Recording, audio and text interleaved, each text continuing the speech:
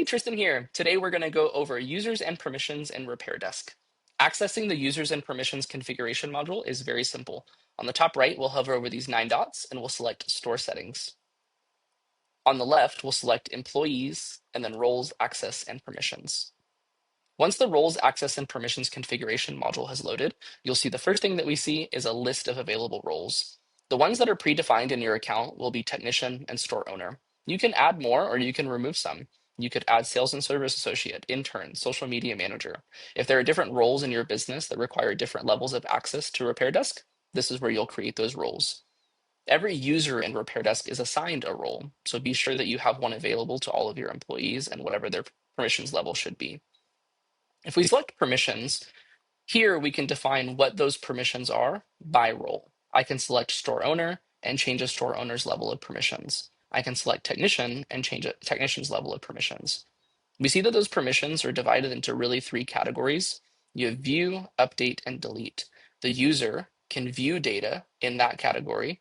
The user can update data in that category. The user can delete data in that category. We can get really granular in this. Each of these are modules that are available to us within RepairDesk. The settings configurations, the leads module, the tickets module, the trade-in module, inventory.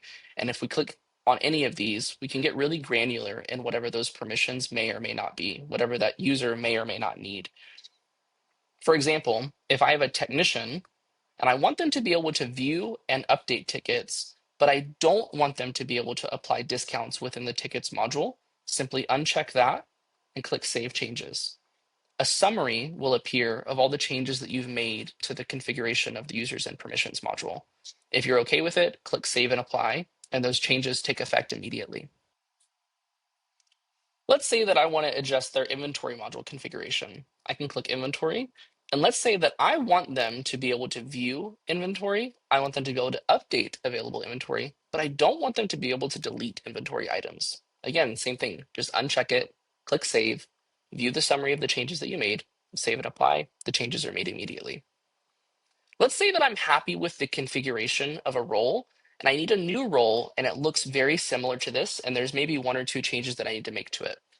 You can click this clone option, and let's say that we're going to make a clone of technician, and we're going to call this Sales and Service Associate. And click clone. Go to permissions, select the Sales and Service Associate role that you just created, and make whatever changes you want. Let's say that I don't want Sales and Service Associates to be able to update tickets. I only want them to be able to view the tickets module and create new tickets. Save changes, view your summary, save and apply. Changing a user's role is very simple. Over on the left, we have employees, and we'll select Manage Employees. Select the employee that you want to change the role of. And here, you can change their role. Very simple.